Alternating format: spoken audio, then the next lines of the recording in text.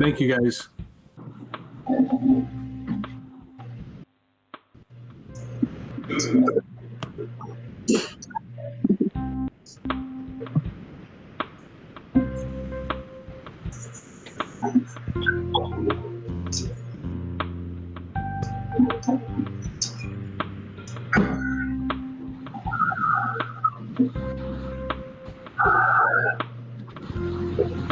Now, nobody wants to talk now that I said that. Nope. Now I know what to do in a meeting. You scared us. You said you're going to stream us. Streaming started.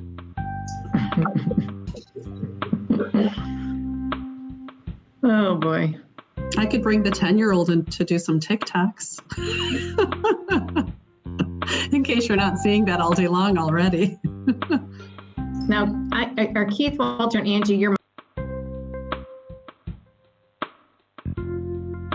mics all off? You turned them off?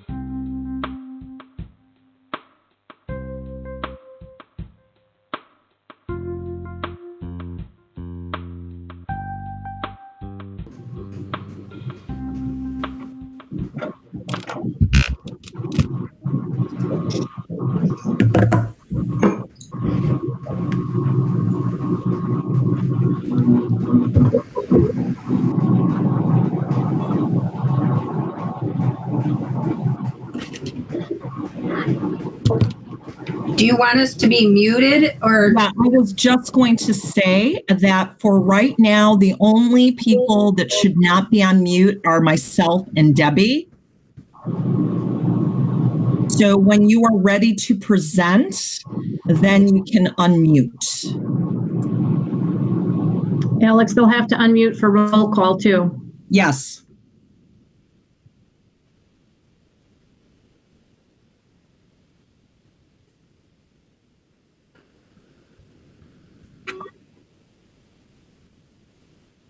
We're ready to start.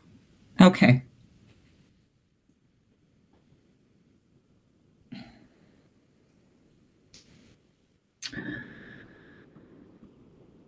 All right. Good evening, everyone.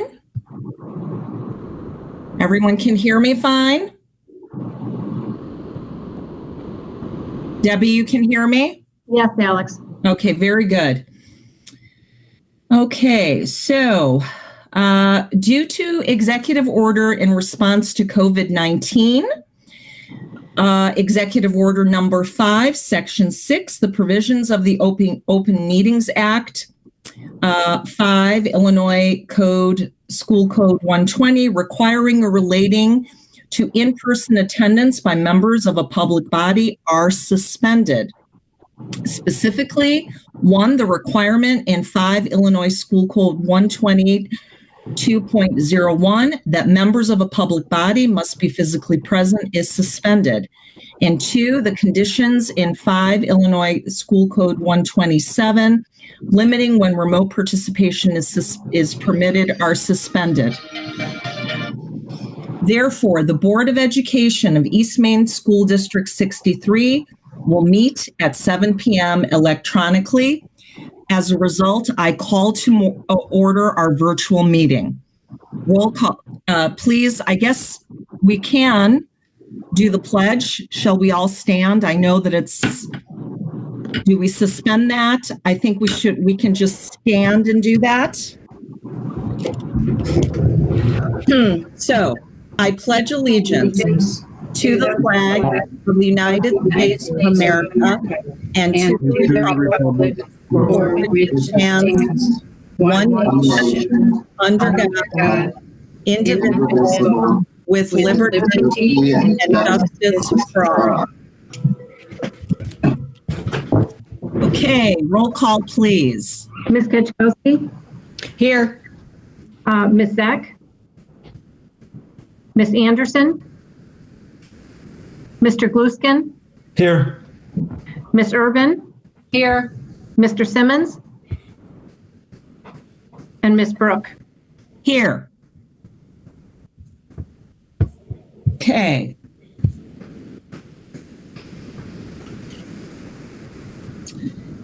Again, because of the fact that we are holding this meeting electronically, the request was made that if a member of the public wanted to request or make a comment, that they do so using the link that was provided and submit their question electronically. Debbie, did we receive any such requests? We did not. Okay. Very good then. First order of business, could I please have a motion to approve the consent agenda? So moved. Second. Roll call, please. Mr. Gluskin? Yes. Ms. Urban? Yes. Ms. Brooke? Yes, And Ms. Kaczkowski? Yes. and that motion passes.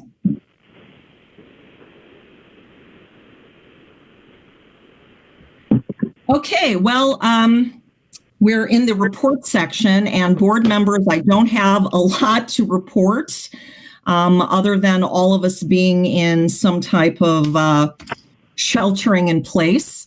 The one thing that I do want to bring up is that last week, the Illinois Association of School Boards did hold a virtual meeting opened up to any board member in the North Cook area that wanted to join.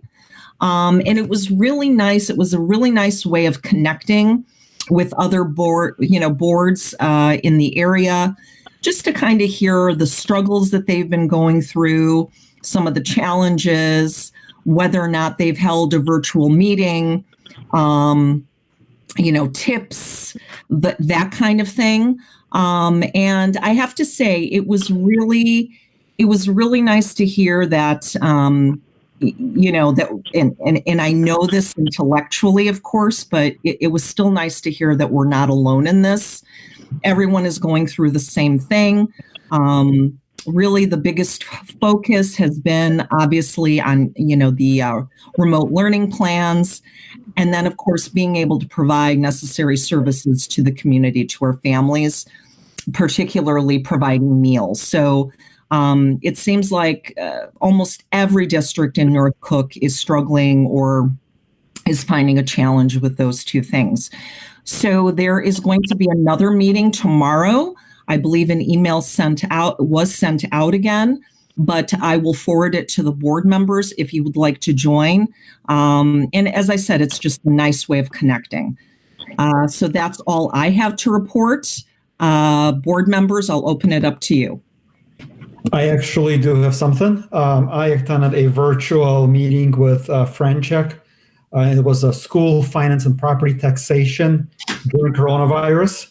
And I know Jordy was on as well because I forwarded the deck to him and to Scott, and they can share this with you. But a couple of the takeaways. Am I still on? Yes. Okay, my screen went dark for a moment. Oh, sorry. So basically the key takeaways was delinquent property sales are delayed indefinitely for now. The levy will definitely decline, but by how much is the question right now. They think the county will probably not delay tax payments unless the General Assembly intervenes. However, in Cook County, second installment dates could get pushed past 8/1. That's more of a matter of practicality since a lot of things are getting pushed back. State revenues expected to be impacted by at least 20%. That doesn't mean that school budgets will see a 20% decrease from the state because there are some stabilization funds in the stimulus bill. Mostly those are going to be distributed as a percentage of the Title 1A fund that school districts receive. And the other thing that they thought was going to start happening quite a bit is that commercial and manufacturing property owners will be appealing taxes a lot more because of the economic circumstances. Stores are closed, stores aren't paying rent, property values will probably go down. So they do think there's going to be more appeals. And there's, as I said, a whole deck of stuff. So if anybody's interested, Jordy or Scott can forward that deck on if you didn't have a chance to join the conference. That's all I have.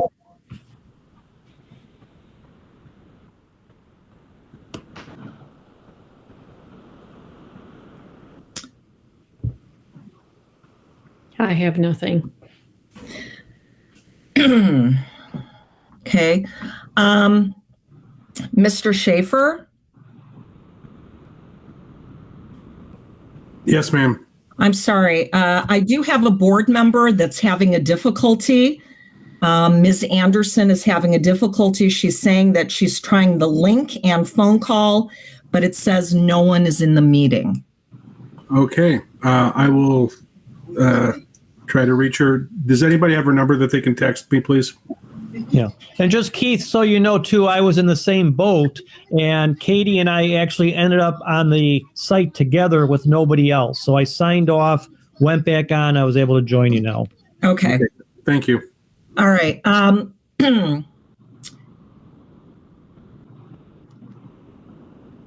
Can someone, Scott, do you have Katie's cell so you can send that to Keith?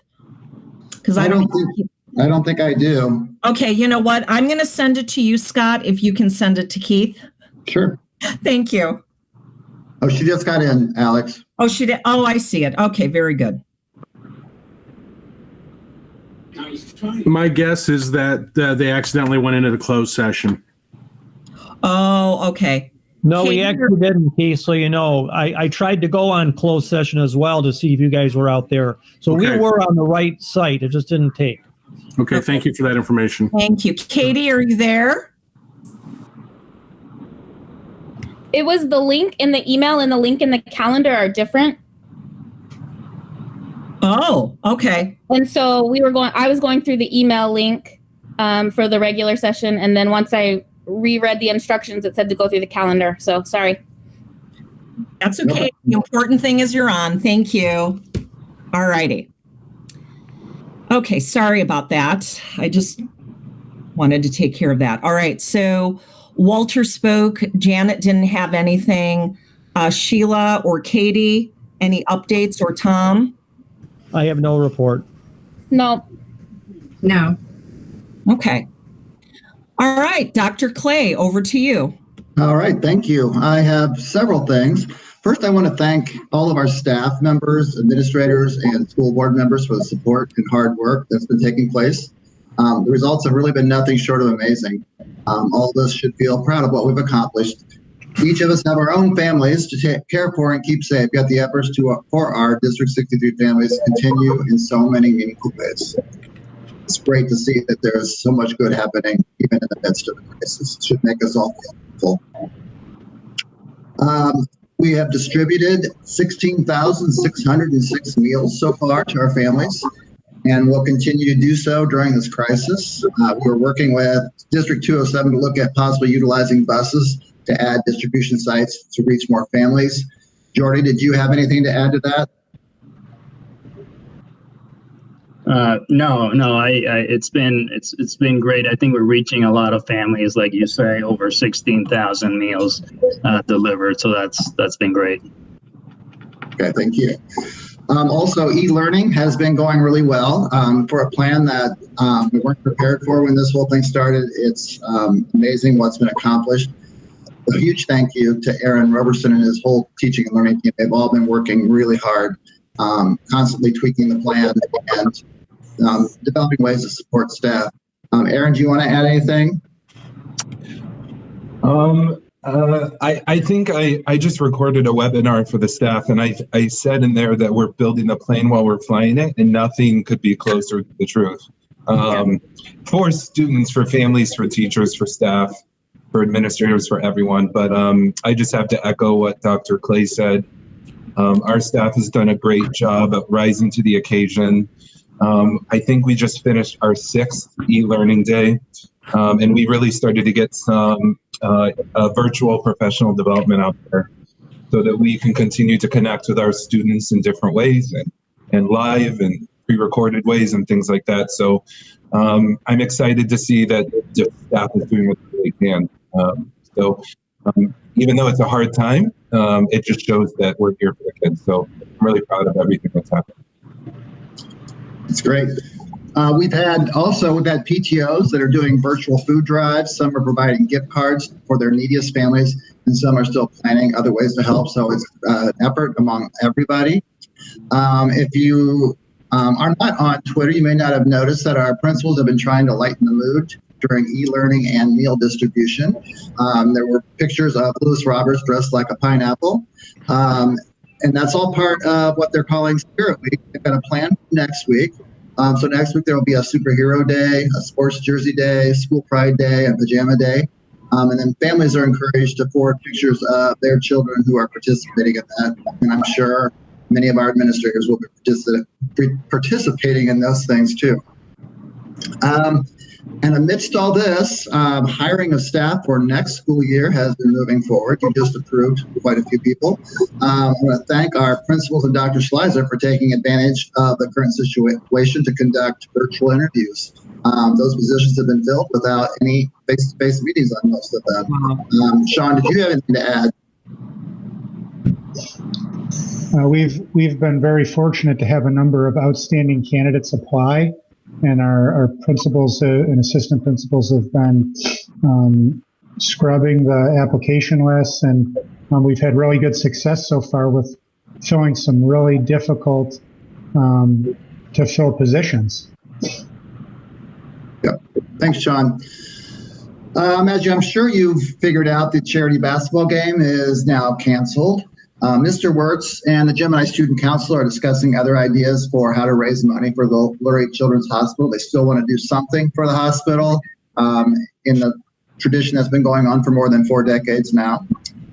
This will be the first one we missed. On a completely different note, because of the contract negotiations being put on hold due to the coronavirus situation, we are currently exploring the possibility of extending the current contract for another year and then just restarting negotiations sometime next school year. And finally, I would like to address our families. All of us here at District 63 hope that you are doing well. We miss having your children with us each day, but I want you to know that we are here. We will continue to do what we can to support you as our community weathers this crisis along with the rest of the country. Stay safe, stay strong, and be well. And that's all I have. Thank you, Dr. Clay. Okay, Mr. Roberson. All right, so we're going to shift and talk a little bit about some of what we found out when we investigated elementary STEAM options. I'm actually going to present the document that I believe you all have access to, just so everyone can see it while I'm talking. And Mr. Schaefer, I know you're going to jump in here, so you might want to share the same document too. Can everyone see it? Yes. Great. So basically, this year we implemented STEAM experiences at Gemini for all students, if you remember. Now all students have a STEAM class every other day. So part of what we were working on this year was Dr. Clay and Mr. Schaefer and I started investigating what options we might have at the elementary level to give students some STEAM experiences that would look similar to like a special area class, like music or arts or something like that. So we basically, we did some investigating by meeting. Mr. Schaefer did a lot of the heavy lifting when it came to the different different programs we were looking at. We did two things. One, we met with the representatives from those programs to get a sense of what it looked like holistically. And then we also went and visited some neighboring districts that were implementing some of these things. So Mr. Schaefer, perhaps you want to talk a little bit about the 5 programs and a bit about the cost. Yeah, analysis. we spent a significant amount of time over the last 6 to 7 months looking into Project Lead the Way, and a number of others. And Aaron, I can't see your screen because of what I'm doing, and I was going to pull up the other, so I'm pulling it up right now, so give me just a quick second. I'm in the document. So Creative Learning Systems, TinkerWorks, Pitsco, and Project Lead the Way are all pretty standard, larger systems that have been around for a while. EIE, which is out of the Museum of Science in Boston, is a newer program that's really very low tech. So there isn't a lot of hardware or software licenses that you have to purchase. So that's why we can get that one up going. That's why that one's less. But Creative Learning Systems in a number of districts, we did site visits for that. Same with TinkerWorks and Pitsco, and then Project Lead the Way, all were site visited. Really, they are all good programs, and I think they would meet our needs, but there's a significant cost that we've found to these. And especially if we're trying to put it in 5 elementary schools. So, but they're all very viable programs, depending on what we were looking to do. But if you can see from the numbers with staffing, hardware and materials, year 1 costs are significant. And then when you start looking at ongoing annual costs, the dollars add up real quickly if we want to do this. Mm-hmm. Yeah, thank you, Mr. Schaefer. And I think ultimately when we look at these numbers, we see, like Mr. Schaefer said, this is going to be a significant cost. Number 2, a lot of these programs require a good amount of professional development and support for the teachers that would facilitate these sort of classes. And in our current state of existing right now, we're just not sure how viable that would be to get teachers kind of hired for that. get them trained, and get all of this set up for implementation next fall. So I think as a group at this time, we're recommending not moving forward with adopting one of these programs at the elementary level, at least for next year. I think we want to continue to investigate different options. You will see at the bottom, however, I did talk about it. It's not that our students at the elementary level don't have STEAM experiences, because they do. Just a few things I want to point out. Our next generation science standards, we adopted a K-5 core resource called STEM Scopes that's aligned directly with those standards. And one of those big strands is science and engineering practices. So our students are having those experiences in the classroom through that resource. We've been doing a lot through our technology grants the last few years to get those STEAM materials in the hands of our schools. Looks a little bit different at every school, but we have kids coding and using Ozobots and all those different things. And we've invested a lot of time with our digital learning coaches to help support STEAM at the elementary level. So even though at the moment we're not recommending that we move forward with moving with this as like a special area class, rest assured that we're still working to make sure students are having STEAM experiences K-5. And it's something that we hope to continue to explore a little bit in the future about things that might be more cost-effective options. Okay. Board members, any questions? No. No, I think it's probably wise to put it on hold until we have time to investigate and do it. Because if we're going to do it, then we need to do it properly. Yes. With all the training involved, and not just throw something together because that was the original plan. Well, I think it's also important to remember that what we're going through right now will almost certainly affect our revenue a year from now and maybe further down the road. So I think we have to be a little extra cautious about what we spend right now. Agreed. Agreed.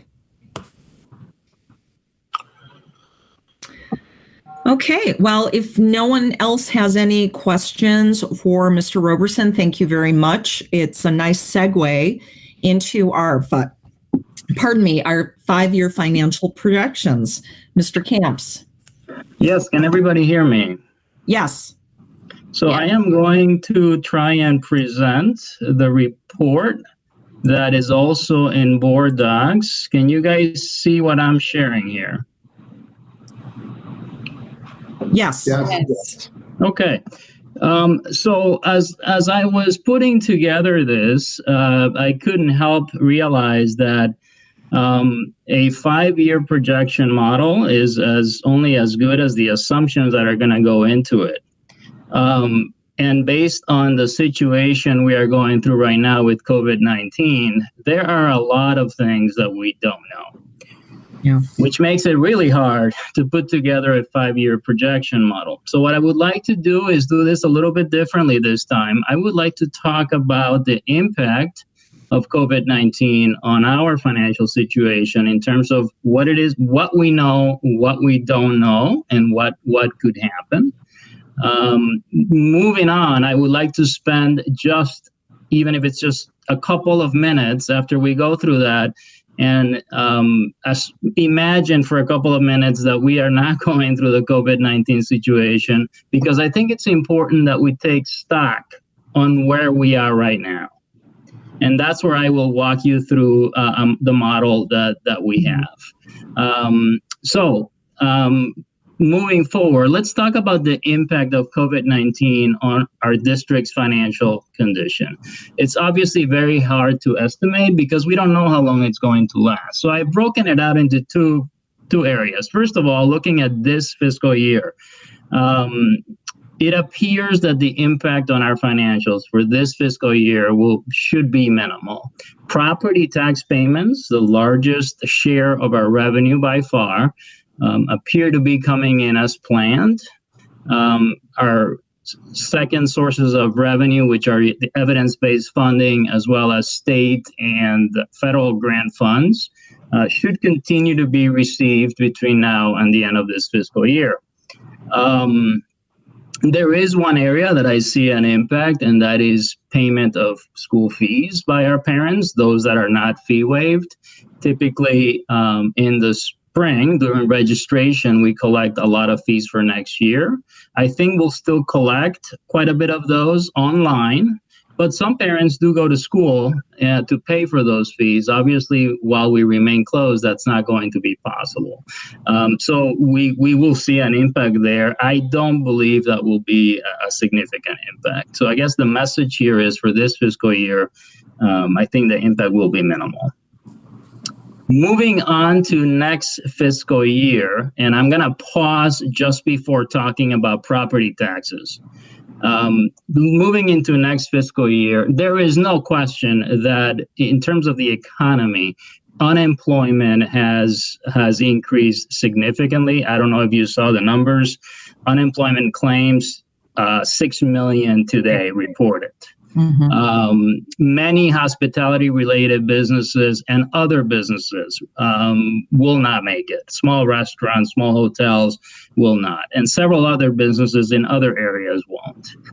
What this means is that the amount of income and sales taxes that are collected by federal and state governments will be reduced. And that is a significant amount of those taxes are used to fund, for example, public education.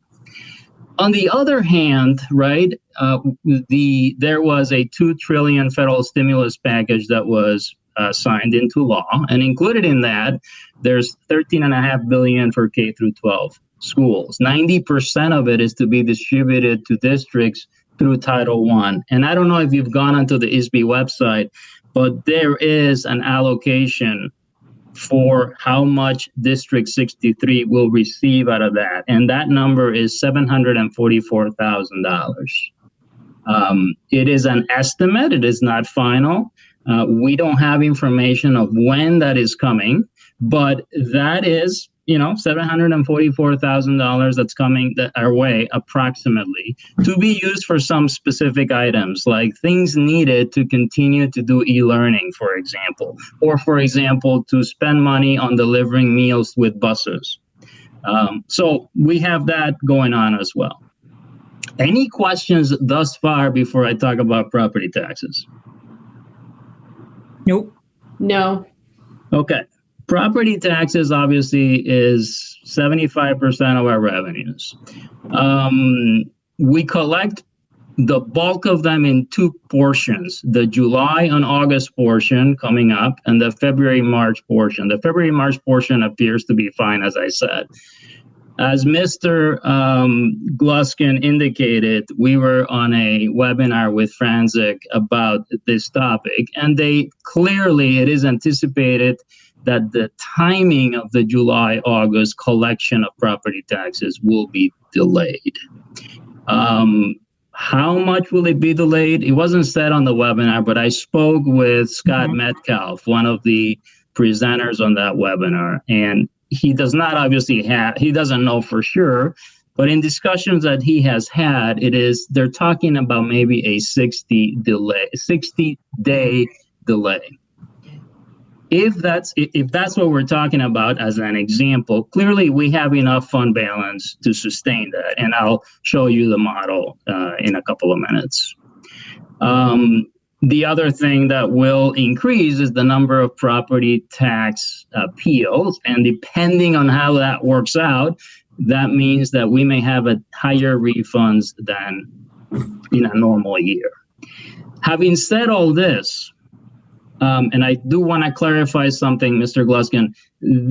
As long as the property tax extension limitation law is in effect, the amount of money that I will levy will follow the same process as always. Why? Because the law so far allows us to do that. The amount extended to us will follow the law, which says it will equal the amount we've received in the past plus CPI. The problem is that we don't know what will happen and how much delinquency payments we're going to have.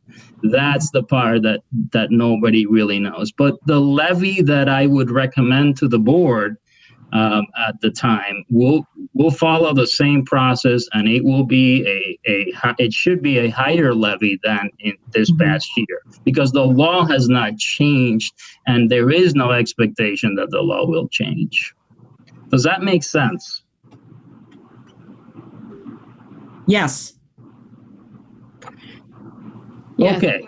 Yes. So this is basically a summary to let you guys know that, yes, there are several things that are going to negatively impact it. On the other hand, there is a federal package with funds coming our way, and we just don't know what the result will be. We're going to have to monitor this always closely, but especially during this time. As I move forward, if I can ask for at least a couple of minutes to imagine we don't have this situation, and I do want to walk you through what the model looks like so you can take a look at fund balances as we project these.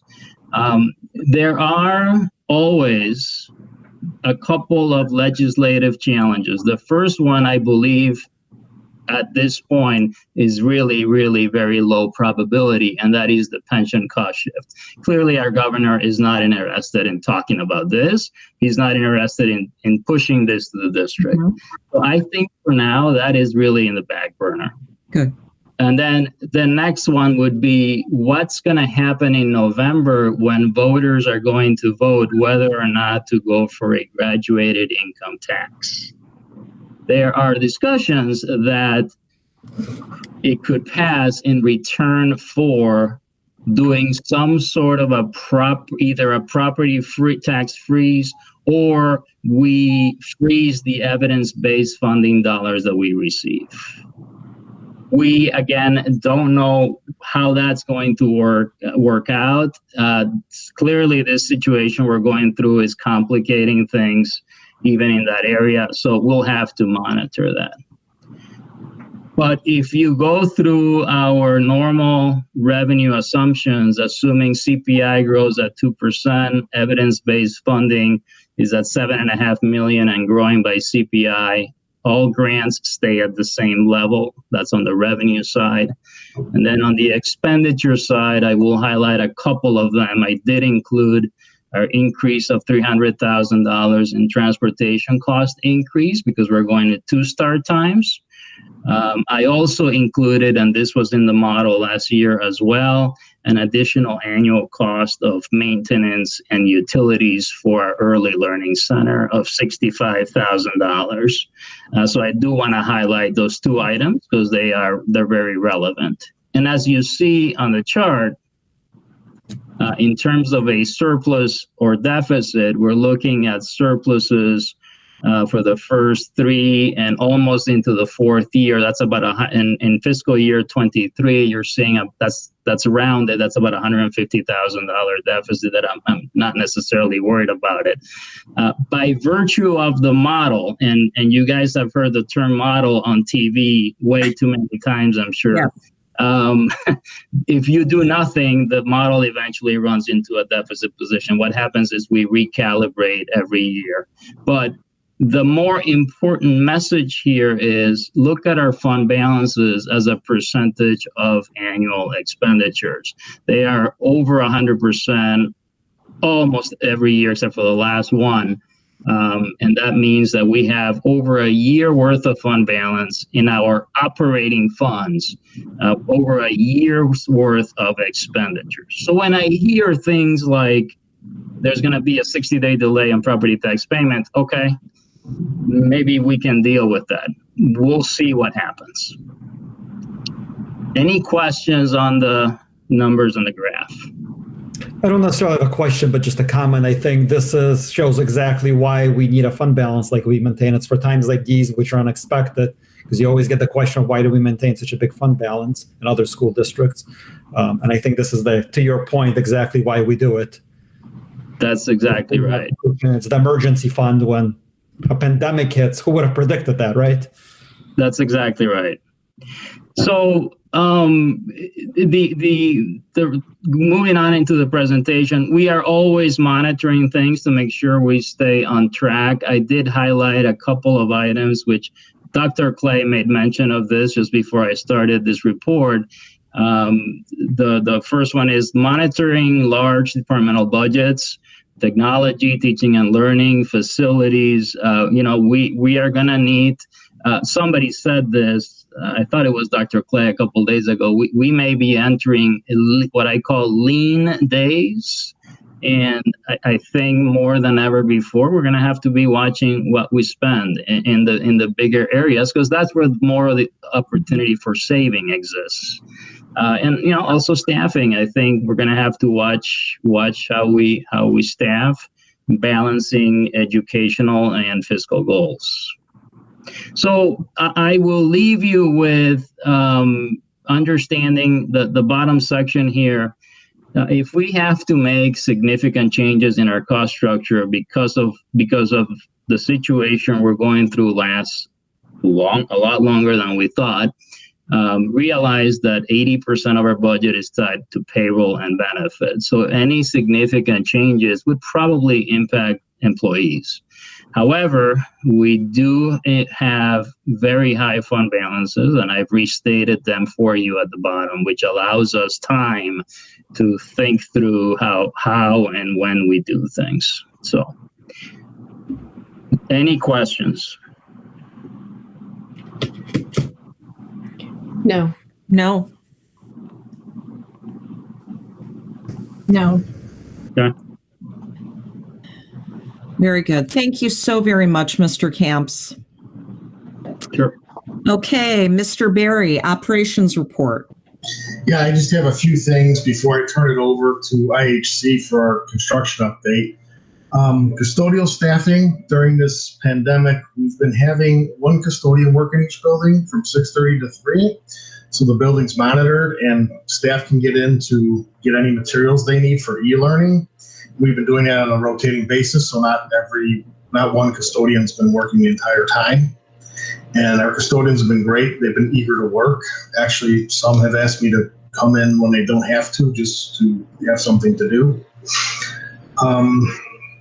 Moving on, you may have noticed, whoever lives near Washington, that there was a power failure there weekend before last. And ComEd made the necessary repairs. However, this was a 6th or 7th power failure we've had in, I think, 4 years there. So I was actually able to meet with a rep from ComEd today and their underground contractor about replacing that cable, and they're on board to do it, and they've already started the necessary preliminary work. So that's the good news, and they were hoping to get it done this month. The bad news is they have to get a permit from Maine Township, and that's what they're waiting for. Okay. They have to go underneath Washington Street and work in the right-of-way on both sides. I did ask the rep if they had the name who they were dealing with. He did not, but he's going to try to get that to me. I will also try to make calls to try to push the process along. Okay. According to the township's website, although I called, no one answered the phone today. Their website says they're open. They have not said they're closed, so I will still make efforts to push for that. And I'll keep you all apprised on what's going on with that situation. If you noticed a couple weeks ago, the Gemini pole lights and sign, the power was cut for that when they were putting in the new phone line for the elevator. That was all repaired last week, and everything's working fine. Moving on, I'm going to turn it over to Jim and Tim for our construction updates on the pre-K center and the remainder of Gemini. Excellent. Thank you. Good evening, everybody. Can you hear me? Yes. And see me? Can't see you yet. Can't see you. Hear you. There I am.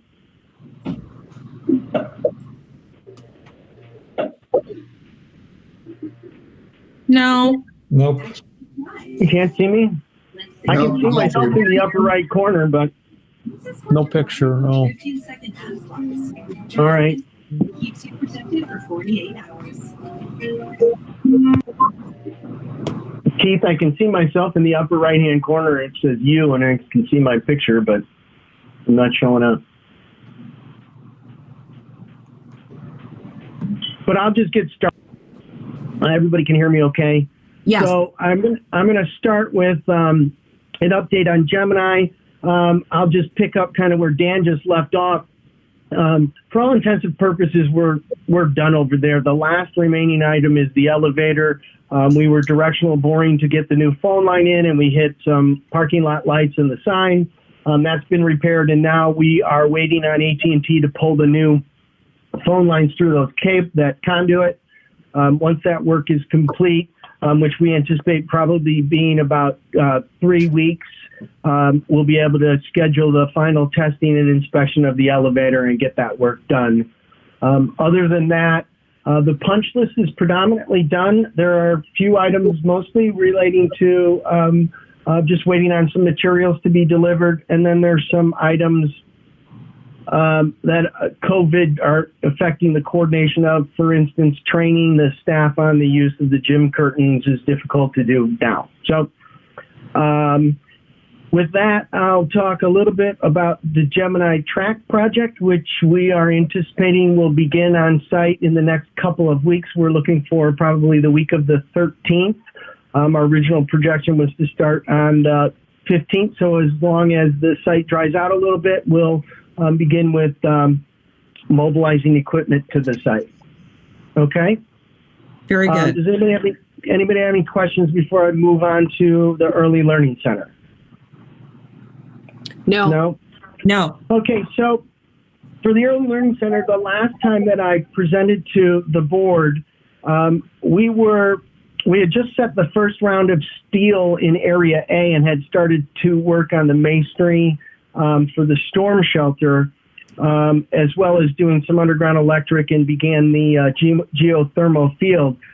Since that time, the frost has gone out of the ground, and that's caused us to kind of shift our priorities.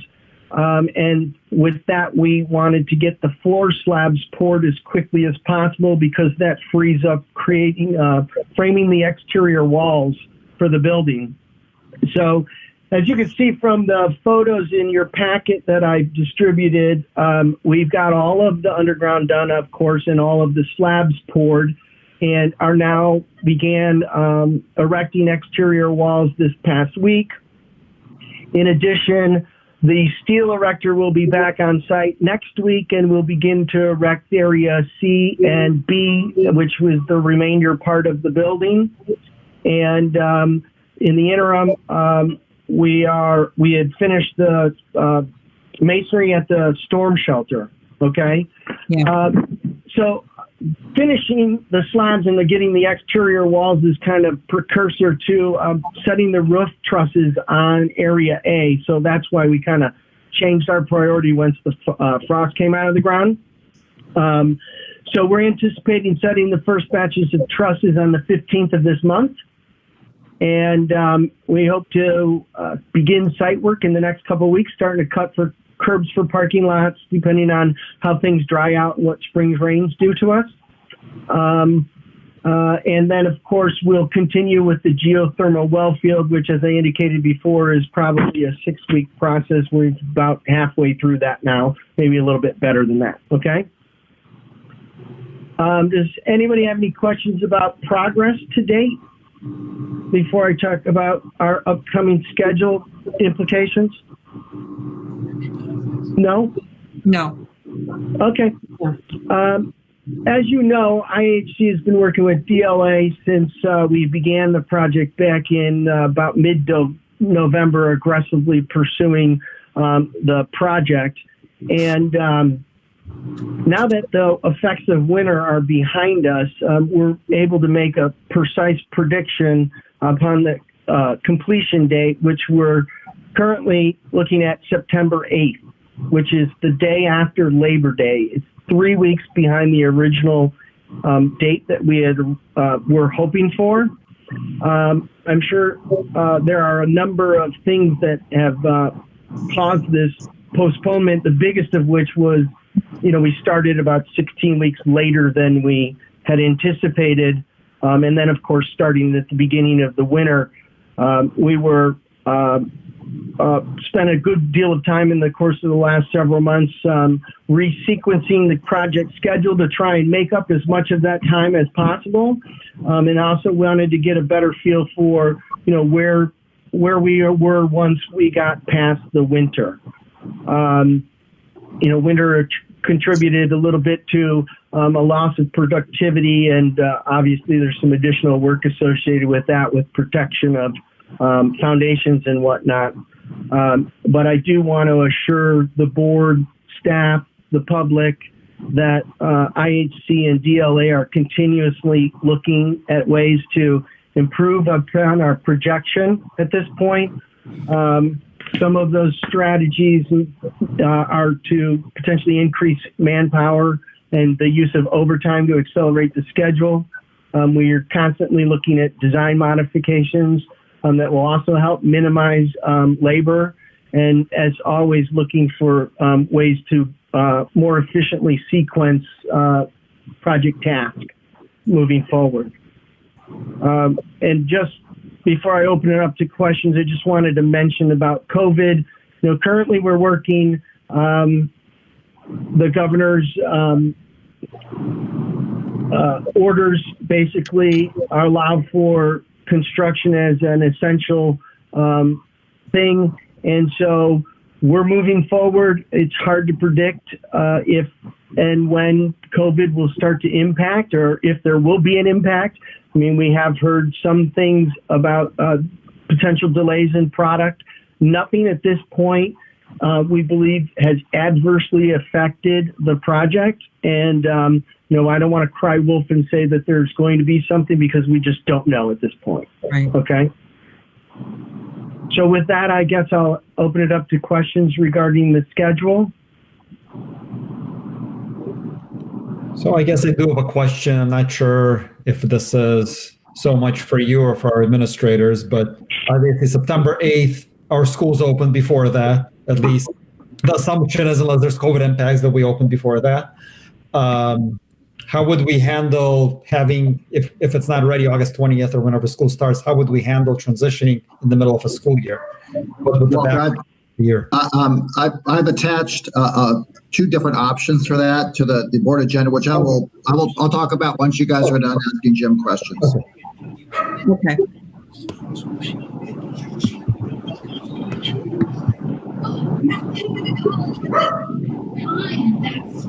The reason they're stressed getting in for green pollen, another practice. Ready. It's only the biggest. Okay, does anyone else have any questions? I hear some background talking. I'm not sure if that's directed to me or if that's just background. No. Sounds like somebody's TV. Oh, okay.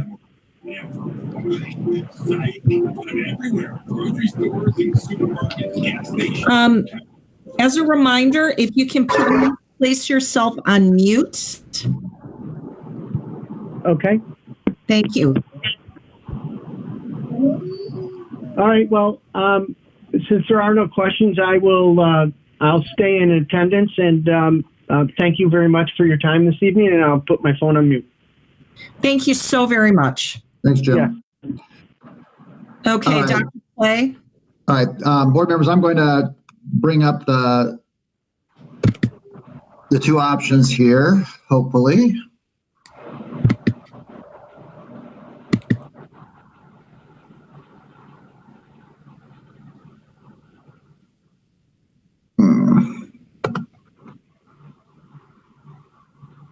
Well, that didn't work. Let me try that one more time. Okay.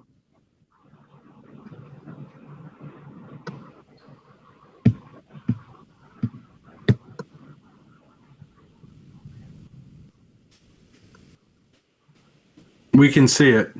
You can? Okay. All right, good. So I've come up with two options. There are others that we could consider, but I wanted to start with these. And we don't necessarily have to make the decision tonight.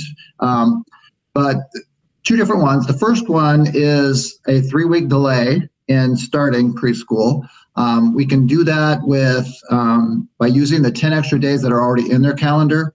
They go to school on the same schedule or the same calendar that our K through 8 does now, and that's actually 10 days more than they actually are required to have. And then also it would require us then to shift their year to start an additional 5 days later, and then they would have to go at the end of the year 5 days longer than the K through 8 kids would. So during that time before school, when other teachers are working or have already started school, the pre-K teachers would have 10 days where they would be doing some work in their rooms, getting set up. They would be packing, unpacking, and meetings, getting ready to develop procedures for the new school and that kind of thing. So the one pro that I thought of on that is it allows our students to start the school year in the new building. The cons, it places them on a different schedule, a different calendar from K-8. It leaves little to no buffer in case of additional delays, which is the biggie on this one for me. I think COVID-19 certainly will probably have an impact on construction in some way. I imagine once they're in a contained building and working indoors, that presents some whole new problems with this virus. And then a minor thing really could prevent a grand opening prior to opening the building. We'd have to have again, another thing with the kids already in school for that. The other option is actually a Thanksgiving option. This one might seem a little extreme, but it actually gives us some a nice buffer. This just means that our pre-K would stay where they are right now at the start of next school year. They would start at the same time everybody else does and finish the same time as everybody else. We would have a couple pre-K classes that we have to move out of Melzer in order to have room for our STIL program that's moving over there. Otherwise, though, they would stay where they are. And the reason I'm saying Thanksgiving is because with school starting, we do need a transition time. We need time where the teachers can tear down their current classrooms, pack them up, have those things moved over, unpack, and reset up another classroom. And they can't really do that when they have kids in the room. So the week before Thanksgiving, we would just not have pre-K classes. That would use up 5 of those 10 extra days that they have. And then that would be the week where teachers would pack up their old classroom. We'd get it moved over to the new building. They would set up and be ready for the kids when they come back from Thanksgiving break. The kids would actually have 2 weeks off. We'd give them that extra 5 days before Thanksgiving, and then our kids already have that week of Thanksgiving off. And then on November 30th, the new building would be opened, all set up right when the kids come back from their Thanksgiving break. So the pros that I see in this one, it keeps pre-K on the same calendar, gives a large buffer to account for further delays.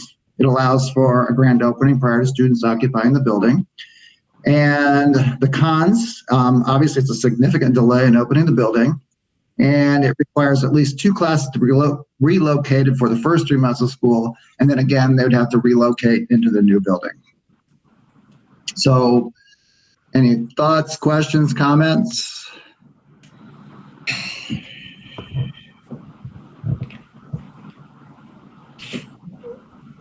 How long do we have before we have to make a decision on this? I feel like we should try to make the decision by the next board meeting in May. So we could probably wait till June, and so we have a better idea of how construction is going and what COVID-19 is doing. Do we think there's any possibility that with the realignment of timelines and so forth that we could potentially open on time? Is that still a possibility? Jim, would you want to answer that?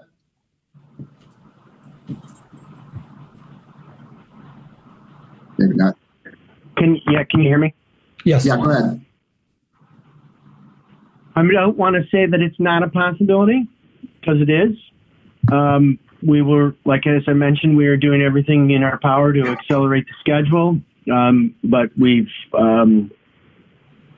I don't think it's highly likely. Okay. My thought. Hopefully that's definitive enough, I guess. And if we shaved a week out of it, that would be wonderful. Right? 2 weeks Right. would be phenomenal. 3, I'm just not confident, unfortunately. Thank you. Mm-hmm. My thought Usually I'd be for let's make it as early as possible, but with the COVID stuff going on, and I keep hearing there might be waves. Yeah. I'm almost thinking that we should probably do the week after Thanksgiving opening. That will allow us time to, should we have delays. It's not the best scenario, neither one of them are, but in our current world, if the worst thing that happens is that we open after Thanksgiving, but we do it right without having to rush and not have to worry about pushing it back 2 or 3 weeks again, that might be the best approach.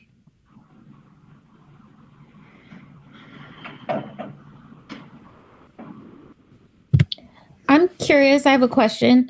Have you ever had to relocate children in the middle of a school year? And is there, are they pretty adaptable in that way? I mean, obviously you'd think I know that as a parent, but that seems a little stressful, maybe for the teachers and the kids. I'm wondering if you've ever done that and if it's been just fine. I have done it with older kids. It's a little bit more of a challenge with small children. I think that's one of the reasons I like the idea of there being a fairly long break for the kids, so that they have a break from the old classroom. Right. And they show up, and their class is going to be together. It's going to be the same kids. They're just going to have the excitement of a brand new building. So I think they would be fine. Okay. Yeah.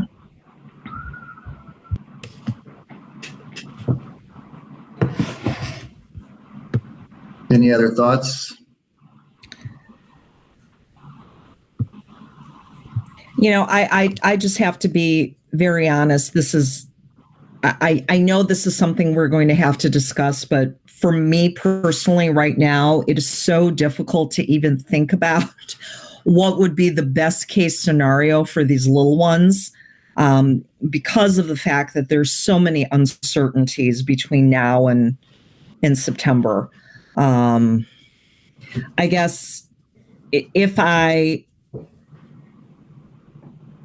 for me, the 3-week delay, I just feel like it's cutting it a little too close. I mean, I don't know if it's,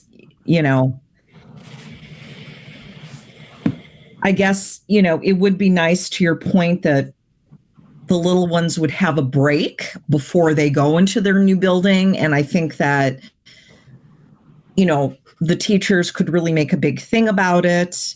And certainly it would give our teachers time as well. So, I'm sorry, go ahead. No. I was going to say, so right now, just looking at these two options, I would probably go with the Thanksgiving option. I would lean with that. Yeah. And I would concur with that, because this 3 weeks, is that the move-in date or is that the completion date of the work? Does it even take into account having to move everything over there, right, and get ready to start the year? I believe it does. Correct, Jim? It includes our move-in time? It does. It includes working with staff to collectively get ready to open and be ready for students on the 8th. Got it. Okay. I think I like the Thanksgiving idea as well. I think everyone's pretty much stating there's so many unknowns. It would kind of give everybody a chance to really plan it right. And like you said, kind of get the kids excited about kind of moving into a new house, you know. So it might be a good learning experience. And let's face, I don't think anybody wants more stress at this point. I mean, it is what it is with, the way this year is ending. I agree. Right. It's not the same urgency that we had with Gemini, where we didn't have any place for those 6th graders to go. Right. These kids do have a place. And there's a big difference, too, of rushing middle school kids to settle into a building that's not completely finished compared to 3- and 4-year-olds moving into a building quickly and trying to get it settled when there's still construction going on. Yeah. The other question I will ask, just for us to think through, which may or may not have anything to do with the preschool, but I remember in 2008, 2009, I'm assuming in 2020 for fall, we're going to have a little bit of spike in terms of number of kids registering, kids being pulled out of private schools, etc. If parents lose jobs, do we have the space available? Should we have a little bit of that spike, especially for kindergarten? That's a good question. We would be tight without opening up space at Melzer probably, but actually it opens up space in 3 schools, so it would be tight. But we've dealt with those kinds of things before.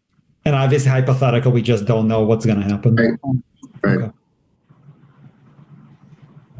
It's a great question, Walter.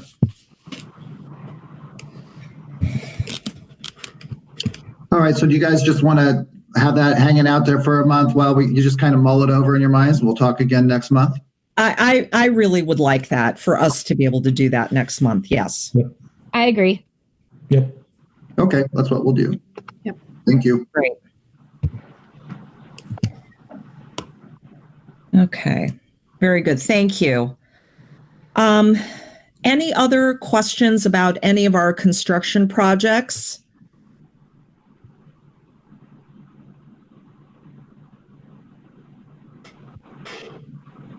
Okay. All right. So actually, before we move on to new business, we did get in a public comment a little late. And because I think everyone is trying to figure out how to do this virtually, I've asked Debbie if she wouldn't mind reading that so that it's made public to everyone. So we had a question from a Mr. Philip Santiago. He is a District 63 resident. His question was, when will there be a discussion about school start times for next year? That was it. Okay, so if I'm to understand correctly, the question is, when will there be a discussion? That was how it was worded. Okay. Yes. Okay.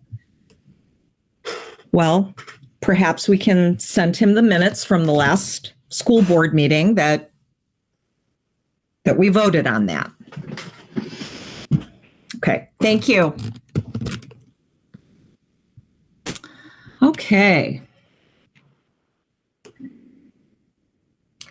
Could I please have a motion to approve a contract amendment with our transportation services provider, First Student? So moved. Second. Okay. So Jordy, do you want to? Yeah, let me frame this up for everybody. So 2 weeks ago, ISB sent a statement basically encouraging school districts to continue to pay bus companies during the closure. The idea here is so that bus companies not lay off drivers, because when we come back to school, if they did that, there's a very high probability that we wouldn't have enough drivers to run routes. They also encourage to work with our legal counsel to draft an amendment if necessary. And that's what we have done. Similar to some other districts around us are doing, the amendment calls for us paying 80% of the rates while school is closed. In return for that, if First Student receives federal monies or any federal or any government assistance, they would reimburse us dollar for dollar. Also, if for some reason the state of Illinois goes back and says you are not going to get your normal reimbursement for transportation, which right now they're saying you will get your normal reimbursement. It'll process as well. But if they go back on that, the amendment says that both parties will negotiate in good faith some sort of cost sharing where we would get some money back, if you will. Probably not 100%, but we would get some money back. The idea here is to help First Student not lay off anybody and keep our drivers. This amendment goes through April 7th. Why? Because at the time we were working on an amendment up until the end of the school closure by the governor, which since has been extended to the 30th of April. We if everybody agrees, we would have to do another amendment to correct that date. This is the one you're voting on is through April 7th. Jordy, quick question for you. Yeah. What happens to bus drivers normally when school stops at the end of May, early June, and then doesn't start again until August? Do those drivers get paid during the summer, or do they get laid off anyway? I don't know. They are members of the union. I believe, I don't want to say they're laid off. They might be furloughed. Okay. And because I do know that First Student works on ramping up the hiring of drivers as we get close to the start of the year. So clearly they have a way to plan for that. This situation is unprecedented. We're not talking about paying them while school would have been off anyway. We're talking about paying them while school is supposed to be on. No, I understand that. I was just curious because it hit me as you were talking about not laying them off, but then I started thinking about what actually does happen for the 2 months where there is no school. I'm assuming there's some summer school routes and stuff for some, but not for some. Yeah. Others get rehired. Okay. And then do we know, and you may not have the answer to this, so sorry, but do we know what neighboring districts are doing? Are they following this as well? Yeah, so District 21 is doing exactly pretty much what I said. There are a couple of districts that are agreeing to pay salary plus benefits of the drivers only. That has not been accepted by the bus company. This is not First Student. This is another bus company. That hasn't been accepted by that company, right? Because the company would have to agree to that. So that's another kind of agreement that they're doing. Thank you. Any other questions for Jordy?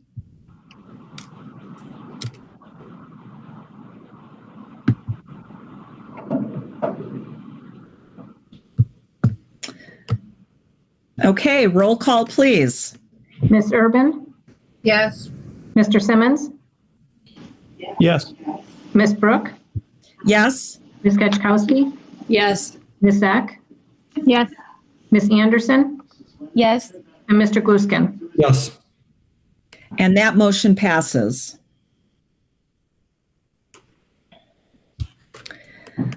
Could I please have a motion to enter into closed session to discuss the appointment, employment, compensation, discipline, performance, or dismissal of specific employees of the district and/or security procedures? So moved. Second. Roll call, please. Mr. Simmons? Yes. Ms. Brooke? Yes. Ms. Gachkowski? Yes. Ms. Zach? Yes. Ms. Anderson? Yes. Mr. Gluskin? Yes. Ms. Urban? Yes. And that motion passes. We do not anticipate returning back to public session. So the next regular business meeting of the Board of Education is scheduled for Thursday, May 7th at 7 p.m., tentatively at Washington School. Thank you. And for any of you that are involved in the closed session, you'll close out this session, go back to your calendar, click on the closed session link, and we'll all be there. Okay? Thank you. Thank you.